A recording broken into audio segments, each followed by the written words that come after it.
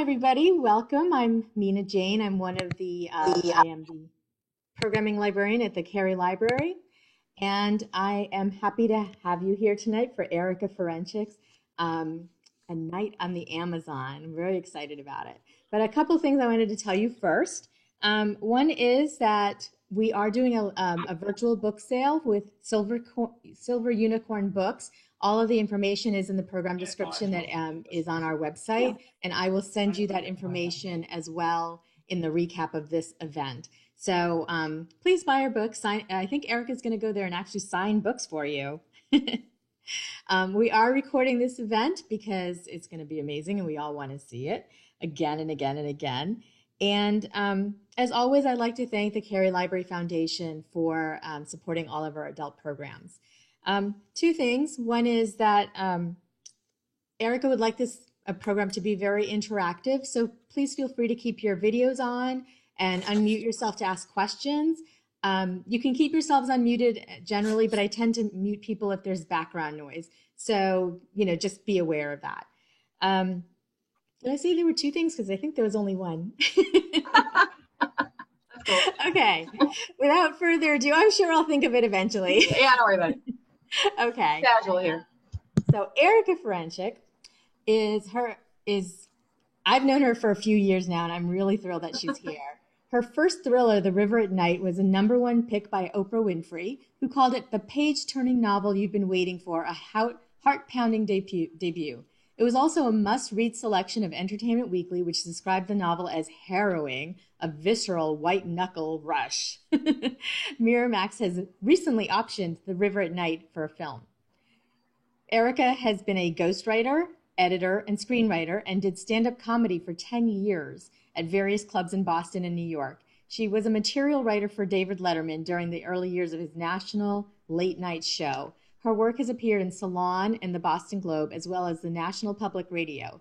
A previous novel, Repeaters, has been optioned for the film. And the book she's talking about today is her most recent, Into the Jungle. And she did, how many months? The month of July. 1 month of research, yeah. Yeah, in the Peruvian rainforest to research this. So she'll tell you more about that. So welcome, Erica. We're so happy to have you. Thank you. Thank you, Mina Jane, for having me, and everyone at Cary Library and the friends for setting this up. And wow, thank you, people, for showing up. I do like to see faces. I've been in my room for 7 months. I don't know about you, but it's really great to see you. And how many people, if you can, I don't see everyone. I encourage do your video or whatever, and I can say hi, but how many people have read the book? Can you raise your hand? Kind of curious? Or are you just in here for the strange creatures I'm going to show you? Oh, okay, that's cool too.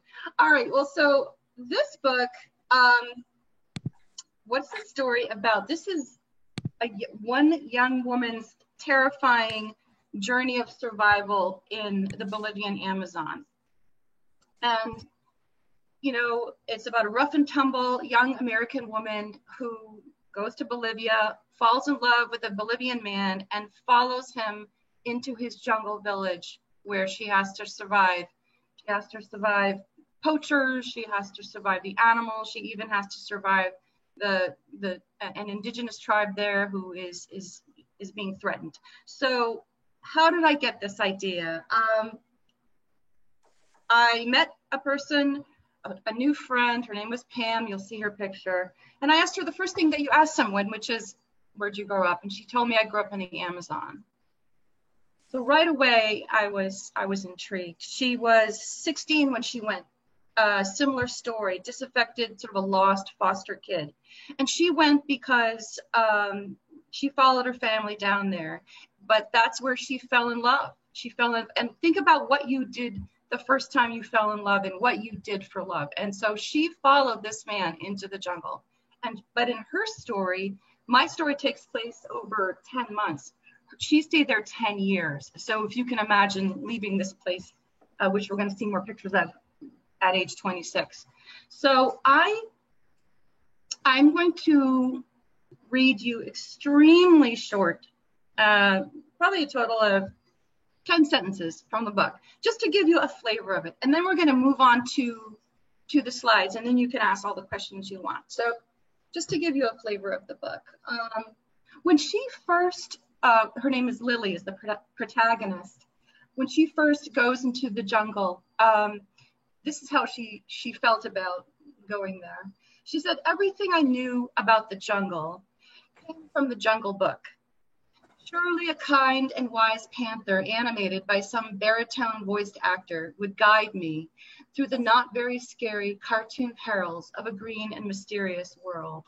So she's pretty clueless. And I'm going to read a short paragraph of where she lands. She takes this very small plane to this extremely remote place on the Amazon. It's just a few huts along the river. Unlike my reception with the children, the adults continued staring without expression. These are the people the indigenous folks who live there. It never occurred to me that they might have simply felt shy. Defiantly, perhaps stupidly, I mirrored their sullenness. Even the babies had stopped crying and turned a solemn eye toward us, their mothers' glistening nipples abandoned for the moment. 3 30-foot canoes carved out of immense logs knocked gently against one another at a small floating dock, just slabs of wood lashed over empty barrels. 2 enormous fish, 6, 7 feet long, lay side by side on the shore, the lips of their gutted bellies red and swollen, mouths gaping open, eyes beady black coins. In the air, the stench of gas, fish, sweat, a heavy green rot. And then the forest itself, a short paragraph about how that feels to Lily. The river, the color of dark mustard, flowed with its own unknowable intentions, turning and folding into itself. Ancient trees towered, trunks like columns, their intertwined crowns disappearing in vaporous clouds. Beneath the canopy seethed a boiling mess of understory vegetation. Vines hung down in coils, motionless in the still hot air. The jungle held the village in a stranglehold on 3 sides. The river sealed us in. I wasn't going anywhere. So this is her story and her fight for survival. So I'm going to go now into the slideshow. So I'm going to share my screen, and hopefully it won't like blow up in everyone's face. Let's try this. Okay, let's try this. All right, can you see that, people? Nina? Yep, it's there. Can you see it? Okay, so let's go. Got a lot of thumbs up too. Thumbs up are good. Okay. From the beginning, and how is that? That's good? Perfect. Okay. So again, if you guys, hi Susan, if you guys have questions, do I have to, can they unmute themselves? Yes. And okay. People, feel free to unmute yourself to ask questions, or, write it in the chat if you'd like for me to do. Yeah, write in the chat, something like that. So I was pretty intimidated about how I was going to research this novel because I knew nothing about the Amazon. So I decided I would take a trip there myself, even though I really had a lot of reservations about it. I had read many books about it, but I thought that I really needed to go. So these are photos from that trip. Oh, here's the book. Obviously, this is the paperback version. And this is Pam Rickenbach. This is a photo of the woman who this book is inspired by. I just thought you might want to see the real person. She works with on a horse farms, an animal sanctuary farm. She's a wonderful person. Here are some of the books I read to research the book. Has anyone read any of these? Can you see them? Are there any more jungle freaks out there? Or am I the only jungle freak out there? Come on. No, I think I read 1493. Oh, that was awesome. Yeah. No, I didn't read Lost City. Mother of God, I think I read that one. Mother of God. Yeah, so I read Mother of God, and if that doesn't scare the living crap out of you, I don't know what will in terms of the jungle. But so I had a lot of apprehension going there. I also watched a bunch of movies. This is from a movie called Aguirre, The Wrath of God. If you are a jungle freak like me, I highly recommend it. It's by Werner Herzog, and I can tell you more later if you want. This is a wonderful, unappreciated book by Peter Matheson called At Play in the Fields of the Lord.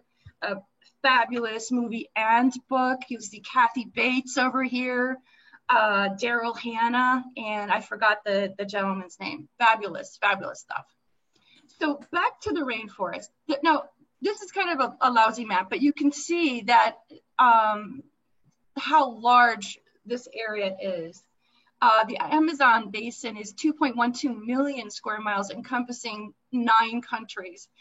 This is an old map showing some deforestation. It's actually a lot worse now. But the source of the Amazon is deep in the Andes Mountains. 4,000 miles of river. It starts on the west coast, and it empties into a 300-mile mouth, if you can imagine that kind of size of river, in Belém in Brazil. So it's traveling all those miles, and that's a sort of way of showing how large the mouth is. It shows the curvature of the earth. That's how large it is. And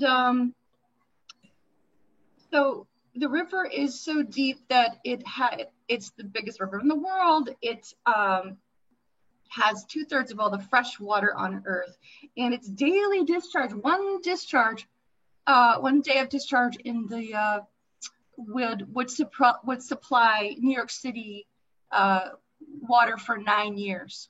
So that shows you sort of the volume. And even 125 miles out to sea, it's still fresh water. So there's a lot of force to the water. Just another map showing how large this place is. Obviously, there's the United States. These little dots, the red dots, were fires early in the when that was happening. It's a lot worse now, especially in Brazil. Sorry? Push it. I think I had a question, but I didn't hear it. I can face you, but it's just closer so I can see. I think they're You just guys are chatting. talking amongst yourselves. So the Amazon is a mosaic of Susan has a ecosystem. question. Oh, I'm sorry. Yeah. Are there some countries that are totally in there? I'm getting confused by them. I think Peru is pretty much in there. Oops. Peru is not in the Amazon. Oh, Peru is in the. I went there. It's right here. I mean, I was right here. So, I'm sorry. I was right here. So yeah, Peru is definitely a part of it, but I'm sorry, I don't have the answer to your question exactly. So the Amazon is made up of rainforest, seasonal forest, deciduous forest, and flooded forest. But we're going to mostly look at the Amazon basin today, the sort of the rainforest part where I went. This is a view from the plane where it's getting real, where I'm about to land. And it is an amazing, amazing place. Rainforests are one of the Earth's oldest continuous ecosystems.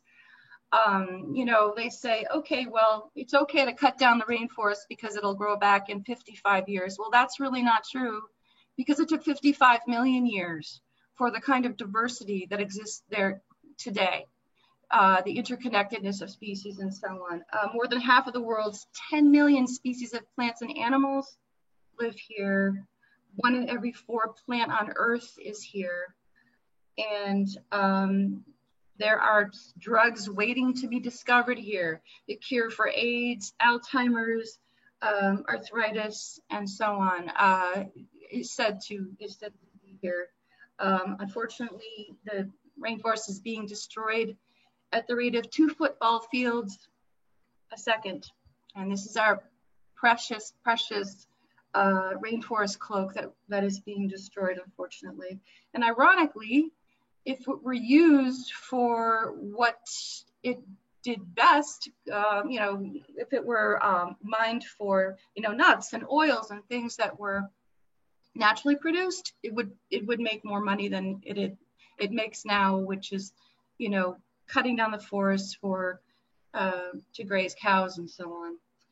So I'm going to get off my high horse and talk. We're going to see some animals and plants and stuff on the ground. And it's important to remember that everything in the rainforest grows bigger and it grows faster. This is a giant anteater. This guy grows over 7 feet long. This is a shot from the zoo because I really couldn't get one live, but these guys are pretty intense. Actually, what they really eat are termites. They eat ants, but they really go for the termites, and we're going to see some termite nests. And these are fearsome creatures. You do not want to tangle with them. If they get angry, they can attack. They stand on their hind feet, and they're quite aggressive. And like I said, everything in the jungle grows larger than usual. This is a smoky frog. He's over 4 pounds. But the jungle is home to the largest eagles, snake, anteater, armadillos, spider, freshwater turtle, and freshwater fish. This is a Goliath tarantula. Supposed to not be poisonous, but he's pretty massive. This is a capybara.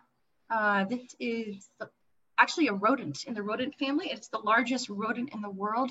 They grow to 120 pounds easily, and folks hunt them and eat them.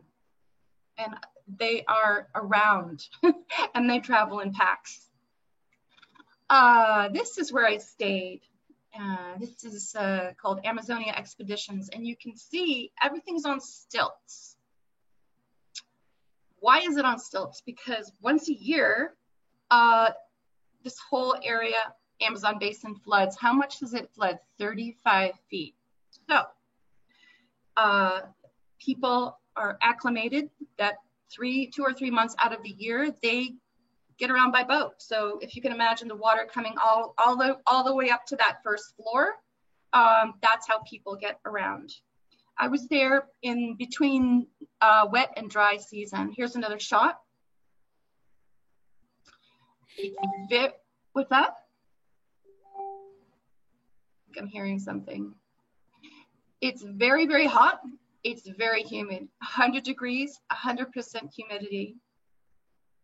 And I had to prepare myself psychologically and physically for this. I was prepared to not be comfortable for a month, and I was not comfortable. Here's another shot of the place. And you'll see that everything except for the screens is from the jungle. All the wood and the roof material. This is a snakeskin that was outside my window in the morning. This is an 8-foot long snakeskin. Can you imagine what shed this as it was growing larger? And it is different being in the jungle. You have to have a different sensibility and awareness of your surroundings. And I'll talk more about that. These are the rubber boots that we wore to go outside. I never went out without a guide, obviously, and you never walk on terra firma without these boots. And we washed them at the end of the day. Here they are drying. As much as anything dries in the Amazon, nothing dries. I had my clothes washed for me there by these lovely young women, and I hung them over the rafts there, and 3 days later they were soaking wet, and I put them back on because that's just the way it is. This is what gets in the boots. If you're not careful, you never put your boots on without checking out what's in there. Here I am washing off my boots after a long day, and you'll see I am very covered. I am wearing long sleeves and long pants because you really need that protection.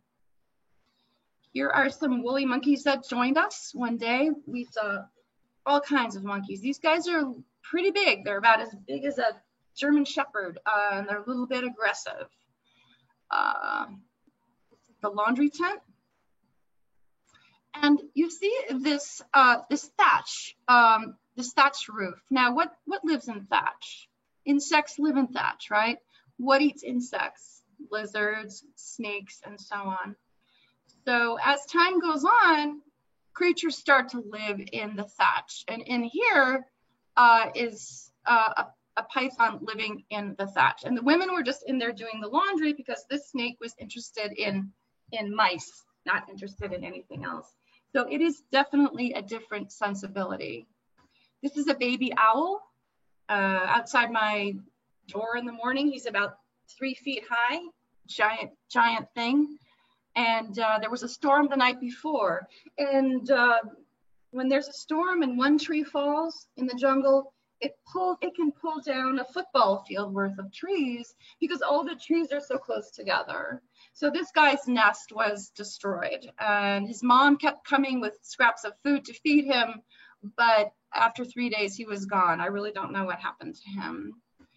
So going into the jungle, all right, for these tours, I had my own guide, and this is just a picture of a female guide, just to say that there were wonderful female guides who were just as knowledgeable and brave as the guys. So I just wanted to throw that out there. And she's sharpening her machete. We all carried a machete in the jungle. I got a male guide. He was great. His name was Adrian, of all things. And look at that water. Look how opaque it is and brown. And it was really quite something to be somewhere where there were no buildings except for where I was staying. I don't know if any of you have had that experience. It's quite eerie to be far from anything. This was a 6,000 square mile place of pure jungle. And my guide, excuse me, he knew that a thunderstorm was coming. He could tell me by the minute when it was going to hit us. So that was fascinating because he said in 5 minutes it's going to pour, and in 5 minutes it poured. Yeah. And he would spearfish and catch all kinds of strange creatures. Erica, how did you hear about this particular guided tour? Because it does seem like way off the beaten path. Well, I did a lot of research and talking to people and just put the word out. I think I even did it on Facebook. I think I just said, has anyone done this? And then it was like the husband of my Zumba teacher, said, I've been to this great place, and I had coffee with him. He told me all about it. So, and then I called the owner and I did some research on the place. It's actually one of the oldest places in the Amazon to go and explore. By the time I went, I felt quite confident that I would be okay, just from having coffee with this person. Anyway, so this is just a shot of the water. It's very thick. It's almost like chocolatey looking. It's rich with animals, minerals, and all kinds of creatures that we'll see. This is a fruit called the aguaje fruit. It's kind of like their apple. It's delicious. It tastes like cinnamon, saffron, and it grows everywhere. And it's kind of going to be, it's like you're going to be your new acai bowl. You know what I mean? It's going to be your next delicious thing that you eat in wherever you eat these things in Whole Foods, I'm sure. And it's very beautiful too. You soak it, you peel it, it's beautiful. So here I am with my guide, and this is called a Capashoma palm. And one thing about this thing, and it's also known as the walking palm. Why is that? Well, it has these legs, as you can see, and branches or whatever roots. And when the shade and sun changes in the jungle, for example, when the sun goes away, one of those legs would shrivel up and go back into the main route. And a sunny spot, a leg would sprout. A leg would sprout out and go down, if you can imagine that. Okay. And in that way, the tree will walk. The tree walks. So it might move maybe over the course of 2 weeks, it might move 10 feet. Things happen very quickly in the jungle. I mean, you can, not that this would happen, but you can like park your car in the jungle and the next day you wouldn't be able to see it. There'd be so many vines over it. So Erica, Ethy wants to know if these photos bring back feelings of curiosity, excitement, wonder, fear. Oh yeah, I was scared a lot. You know, I was always thinking, people live here and they're alive. They're not dead. You know, I was thinking they have just adapted. And yeah, I had such an amazing time. I mean, I was extremely uncomfortable. I was so hot. I was in my room. Let me describe the room. It was just bamboo with screen on the sides, and on top was a screen, and then on top of that was a thatched roof. Okay, I could hear things up there. So even in my room, I wasn't completely comfortable. There were vampire bats in my shower. I heard them singing when I used it. But I was not attacked, you know what I mean? I had a guide. I mean, these guides are just amazing. They can hear a troop of monkeys from 5 miles away. They know what kind of monkeys they are. They know how fast they're coming. They know everything. They know if some land animals are coming by the vibrations that they feel through their feet. It is quite something. This guy here, he was hunting for his family starting at age 9. I felt very comfortable with him. I did. That's a close-up. So here's the tree, right? See the leg? That's a close-up of the leg. And here's an example of why you never touch anything in the jungle, right? I mean, you're going through the forests of New England, and you know, maybe you need to grab a tree and pull yourself up a little bit. Well, you never do that here because you never know what's going to be there. Could be a scorpion, could be even a fire ant, and that can ruin your day, believe me. But the indigenous folks do use this, they use everything. So they'll use this to grate manioc, which is a kind of tuber, or they actually have used it for protection as a weapon. Here I am standing under a termite nest. Oh yes. So remember that anteater? I checked for anteaters before I stood there. And these are just those massive things, and they're everywhere. And the queen termite is this. If you're ever starving in the jungle, you should know this. Okay, listen up. Tip. Starving in the jungle, come across one of these. They're every 10 feet. You hit it, you smack it down, you open it, and you look for the queen termite. Queen termite is this 4-inch long thing, and she's just all protein, and you can eat her. Not that I had to do that, but that's just a tip for you. So who knows what that is? In the chat box, somebody. Anybody? What is that? I was gonna say well, wait to see if somebody puts it in chat. All right, or say it. Just say it. I know it's a poisonous frog of some sort. Yes, it is a poisonous frog. Right. Oh my God. Oh, Effie knew too. Yeah. Yeah, that's awesome. So yeah, I mean, we had Poison Frog Day basically, where we had to they're very, very, very deep into the jungle. And this little guy is about as big as my first knuckle, okay? But he has enough poison on his flesh to kill 10 people. You do not touch these guys. Sorry about my phone. I should have turned it off. But, you know, if you were to touch it. Oh, no, Eric, I think you're frozen. So we'll never know what would happen if you touch it. Right. I don't think you'd be around for long. I don't think so either. Erica told me that right before this program, she had no internet. About 5 minutes before it came back. So bummer.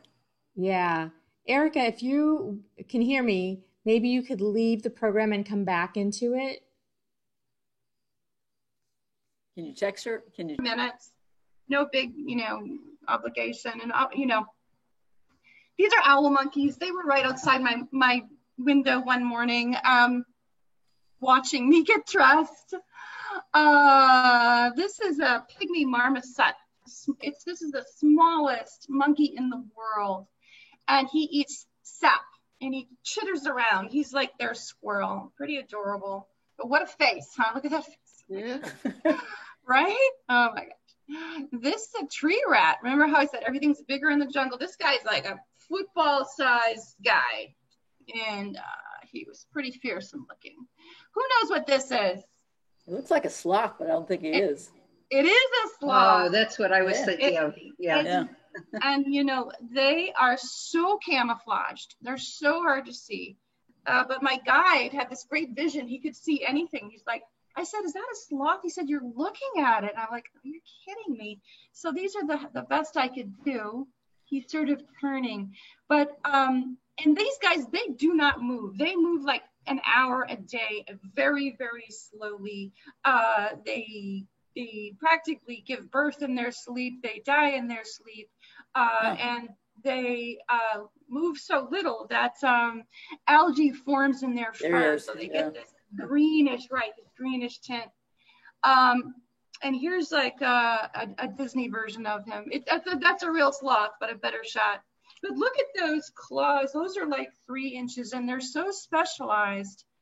Don't you love the face? Look at that face. Yeah, look at the face. Look at that face.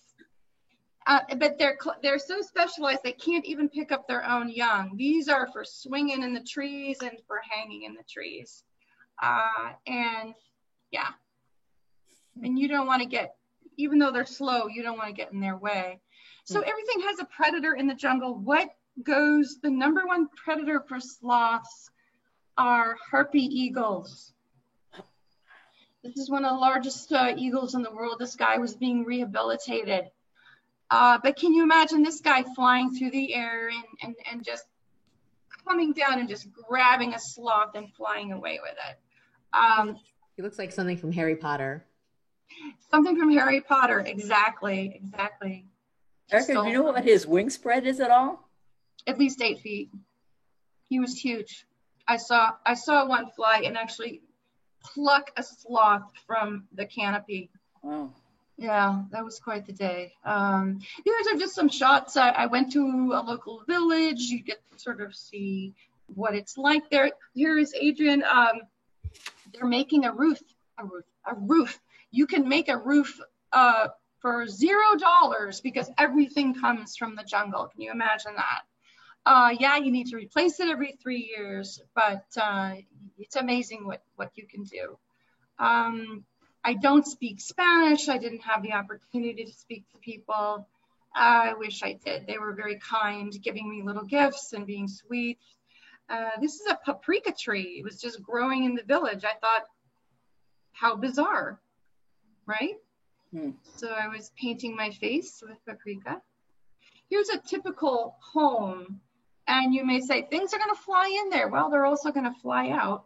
And you can see everything is on stilts. Little baby. Kids running around. Here's Adrian. He's happy because they're building a hospital for women, a specialty hospital desperately needed for women. Typical schoolroom. Remember I was talking about termites. They grow everywhere, and this one grew in a few days and made that light useless. Yeah. Erica, can I question about the picture about a couple back before, where you were by the river where the hospital was? How far into the Amazon River was that, and how do they get food and any other materials in? Is it a long? She froze again? I think she's frozen again. Yep, she did. Oh, such a bummer. Yeah, it is. Do you guys want to try to wait again, or? Well, it's not even moving. Talk about the books more.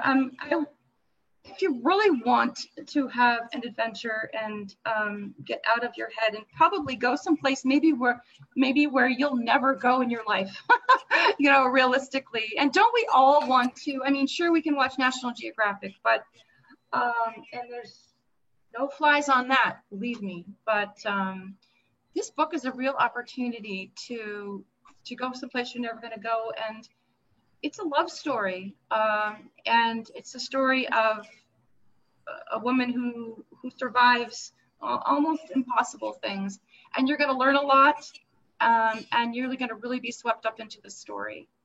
I'm trying to think of other books that are like this, but I really can't think of anything right now. So that woman, Pam, was your inspiration. Did you make up the story, whatever the suspense story is? I interviewed her for hours and hours and hours because I wanted to know, well, at first I had no intention of going to the jungle, you know, so I wanted to know what it felt like. But I also wanted to know what happened to her. I wanted to know why she stayed. How was it? I mean, you have to love somebody a real lot to go through what she went through.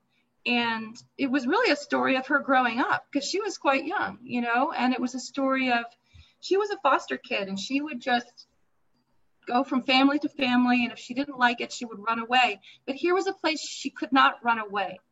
You know what I mean? She had to stay. She had to figure out how to survive.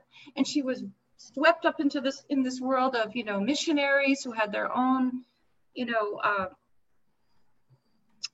their own goals. There was a tribe, the Tatinga, an indigenous tribe that she got a terrible skin disease, and the only cure was with this tribe. So she had to go with her. This is actually true. She had to go with her husband and try to get the cure from this warring tribe. So stories like that from Pam inspired me to create my own story. And, you know, I really enjoyed writing The River at Night. I hope you guys get a chance to read that too. This takes place in northern Maine. But I wanted to sort of open my scope a little bit and bring a little bit more of the world into the story. And it was a real challenge. This is the hardest book I've ever written. I've written 10 books. This is Erica? Yeah. Can I just interrupt? And would you mind stopping your share so we can actually see you while we're talking? Sure, of course. I think I can do that. I just hope I don't lose you. Okay. How's that? Great. Is that good? Okay. Yep. Yeah, so this was definitely the hardest book I've ever written, just because of the massive amount I needed to learn, you know, and also I had to be careful not being swept away by the research, you know.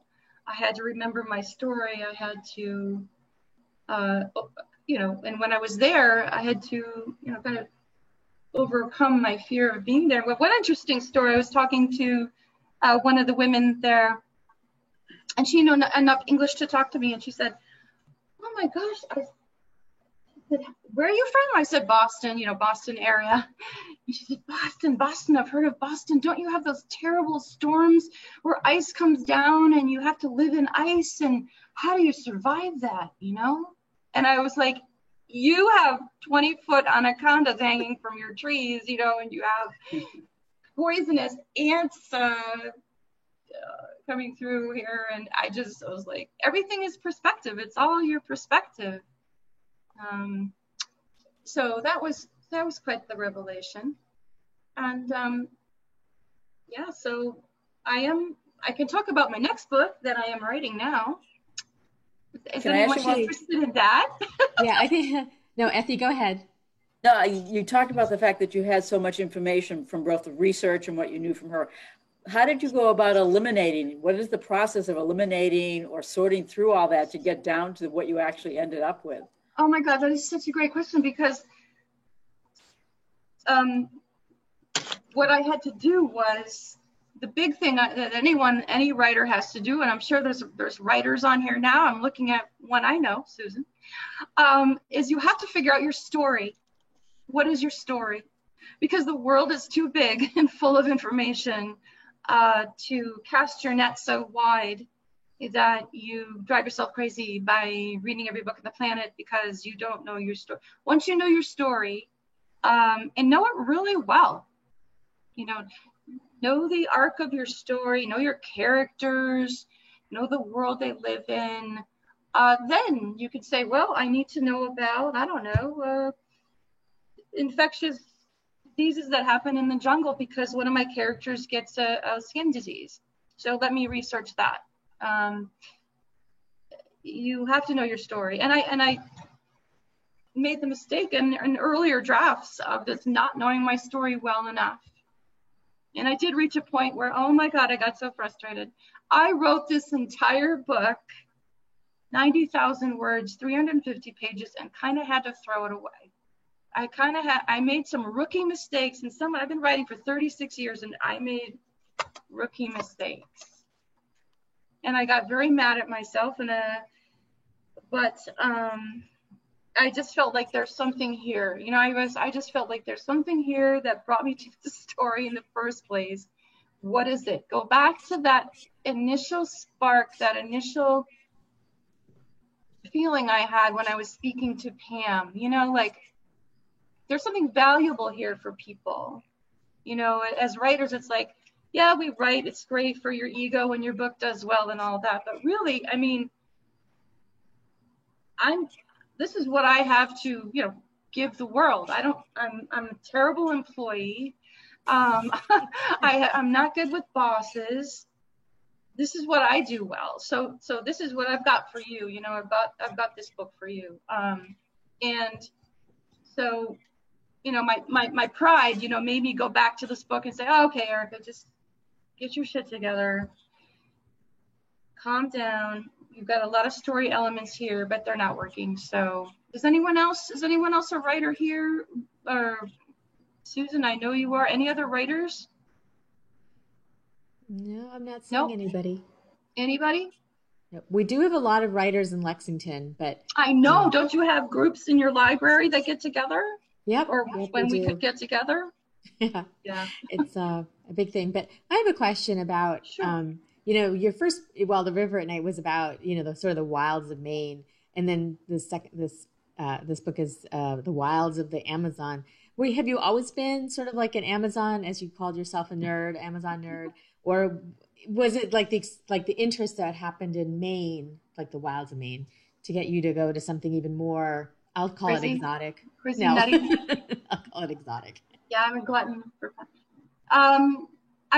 I've always loved stories set in exotic environments. And so I guess I wanted to write what I would want to read, as sort of weird as that sounds, but so in hopes that others feel the same way. But it's very difficult to write a book. So unless you're fascinated, you won't have the energy to last the years it takes to write it. So for better or for worse, whatever you choose, you need to really be like crazy about it. My next book is called Girl from Ice. Speaking of environments. And that takes place in Greenland, where I went last year, in 2019 to research. So yes, I do. But that said, I just want to write a great story. That's the most important, regardless of the environment. The story has to work. And it's about people, that's what we're really reading about. And when we're reading about people, we're reading about ourselves, and we're trying to find a way. Stories are just a way of making sense of the world, It's, how does the world work? How do we find our way through the jungle of the world? That's really what it is. That's I think. True. We're projecting ourselves. You're unconsciously, when you start reading, you're looking, all right, where am I here? Am I in that protagonist somewhere, even a flawed protagonist, as they say, because we're all flawed. I hate to say it. Someone I can relate to. And then you can, go through their journey in the comfort of your home and learn the lessons that protagonist learns. So, do you think? Well, I'll ask my question, and other people feel free to jump in with questions. Yeah. So, in writing a thriller or a mystery, and having, a harsh environment, do you think that lends itself more to, the natural challenges that your characters are going to have? It's not devised. It's, it's there. There are, there's frogs you have to avoid, things like that. Well, it really brings out your personality. It really brings out a character is whoever they are revealed to be under pressure. You know what I mean? Yeah. What choices do you make under pressure? That reveals who you are. We're under a lot of pressure right now with everything that's going on. How are you reacting to it? What are you doing? And that's revealing who you are, even to yourself. And so, are you being strong with it? Are you coping with it? Or what ways are you, dealing with it? And I bet all of you are being super strong, but you're also figuring it out day by day, minute by minute. I can't even keep my internet connections, but so I felt like it is, definitely a technique to throw a character in a challenging setting and see what they'll do. It's a classic technique. You throw them down the crevasse, or how are they going to get out, and how are they going to deal with the other characters to survive? Yeah. I have a question about your, I guess, career trajectory. That must have been absolutely marvelous to have your last book picked up by Oprah. How do things like that happen? Do agents make that happen? And how did that change your career, and what happens to your next book? My car is still 20 years old. I don't, it was absolutely fabulous. To get picked by Oprah and to have, The River at Night be chosen by Miramax to be a movie. I hope that happens. See, options are different from when a company options your book. It doesn't mean they're necessarily going to make it, but they've put a reserve on it that they have, in my case, 18 months to make the movie. If they don't do it in 18 months, they can renew the option. These are great boosts for sales, which are great boosts for my career. I didn't do anything. My agent did everything. My agent in combination with Simon & Schuster, obviously this big corporation, has a lot of connections.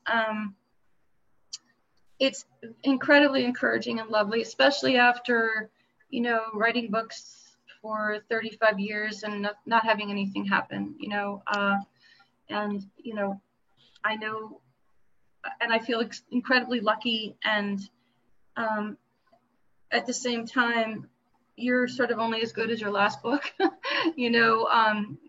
you really need to keep up your game. And it's a lot of work.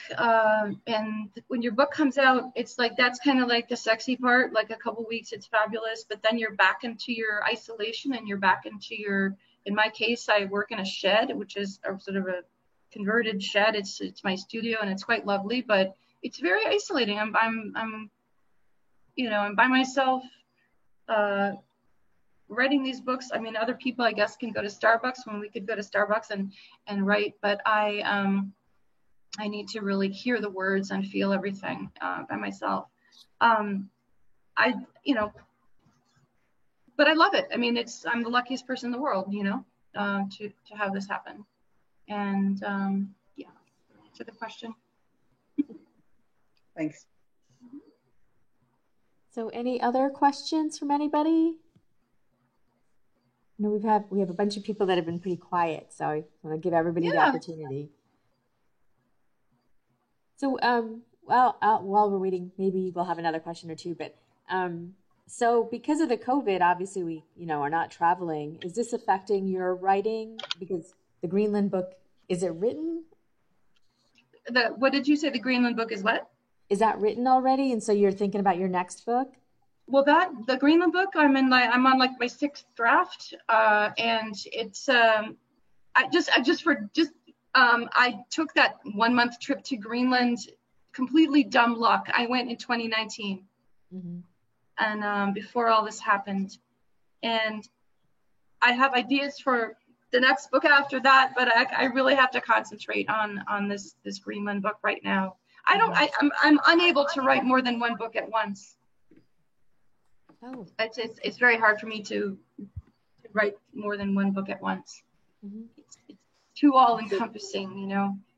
But yeah, we all want to travel again, right? We all want to get out there. It's gonna happen. Got to be patient, strong. So when that happens, where do you see yourself going? Anywhere. You know, I But it just want seems to. like you have a goal where there's something unique, off the beaten path, most people won't do. So do you have a criteria that you look for when when you're thinking of a book or a story you want to tell? Well, you know, really, I know it sounds like, oh, you know, I jumped to the jungle and I jumped to the river and I jumped to Greenland, but the story is the most important thing. You know, you know, it's a lot of fun to go to these places. I love it. You know, I'm no martyr. I love this part of it, but the story is the most important thing, you know. Then you choose where you go. Like, I have some fantasy that I'm going to write a ghost story, some kind of ghost story, not like with boo ghosts, but something really eerie. So I thought, oh, I'll go to Ireland and go to some castle or something. I thought that would be fun. I'm totally talking off the top of my head right now. But the story is the most important thing. And then I can justify the trip. You know what I mean? You can justify the travel. But you know, I don't want to write the same story over and over. I'm aware of not wanting to do that. I want to write. I mean, I'm not saying that I have, but I want to guard against it. You know, I want to guard against repeating myself. So that's a thought I had the other day. I think we all just kind of want to go anywhere, right? yeah. Get on a plane. I can't bring myself to get on a plane. I don't know about you. Anybody been on a plane? Nope. No? No. Just as well. So maybe the last question. Effie, did you have a last question? No. Okay. So what do you read when you're not researching? It's just for fun. God, I read nonfiction, fiction, essays, anything. I kind of eclectic. Not to be eclectic, just because, frankly, a lot of the sort of typical thrillers I find kind of not that interesting because they feel so formulaic. But one I read recently is called The North Water. Has anyone read The North Water by Ian McGuire? What a fabulous book. It's sort of like Moby Dick, but the real story. How do you prepare and sustain your health during these trips? Good question.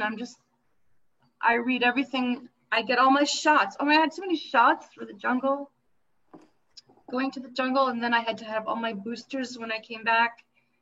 And I was just glad I came back with only one heart beating in my body. You know, I didn't have anything bite me that affected me.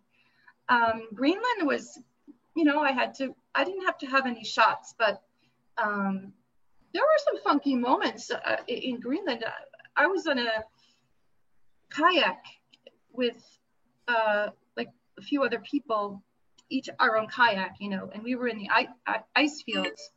We were in a fjord, and there were these icebergs as big as buildings, and we were kayaking between them, and we were guarded to stay at least, you know, 30 yards from them, because if they split or if they calved, they created like sort of a tsunami thing.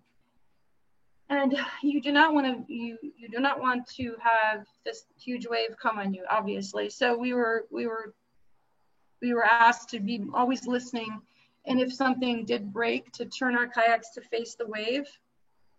I have pictures of this as well. So you just have to be careful, and you have to say, okay, is this worth it to me to have this experience? You know, we're all doing this all day long. We don't think about it.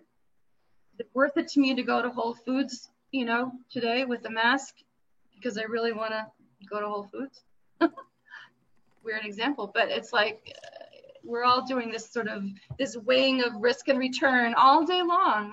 So it was just a little more dramatic when you're in a place like that, like Greenland or the jungle, or even Maine, where I researched, you know, the river at night. I spent a couple weeks in the wilderness interviewing people who disappeared themselves because You have to get they had all kinds of reasons for not wanting to be in society. And I needed their stories. I needed their stories. But I had to weigh. I had to say, okay, I vetted everyone. You know, I said, okay, this guy, is he just kind of, you know, weird, or is he going to kill me? You know, is he just going to talk my ear off, or am I in trouble? So, but I got the interviews because I really, really, really wanted them. I wanted that feeling, you know, that real feeling, that feeling of really being there. And that the story, yeah, it's the story, but it feels like it could happen. Yeah. So, thank you. Thank you so much, Ethy. Is that how you say it, Ethy? I like that name. Yeah. Thank you. Yeah, books are available. Yeah, I was working with Silver Unicorn for the evening, and I would just love that store. I love all independent bookstores, but we're working with it. Thank you for your patience. I'm so mad at my machines and machines in general. Dang. Well, I would like to thank you, Erica, for being here tonight and talking us through this wonderful story. Your pictures were amazing. Thank you. Yeah, I look forward to reading this book as well. I did read River at Night when you came to the Bacon. Ooh, oh, that's right. That was back a while ago, right? Oh my God. The before times. But anyways, thank you everybody for being here. And remember that you can buy Erica's books from Silver Unicorn Bookstore, where she will be signing books if they're ordered for this event. Right. Yeah, exactly. So thank you so much, everyone. Especially, you know, on a debate night with everything going on. I'm grateful for your participation and kindness. Thank you so much. Have a great night. Bye-bye. Good night, everybody. Bye.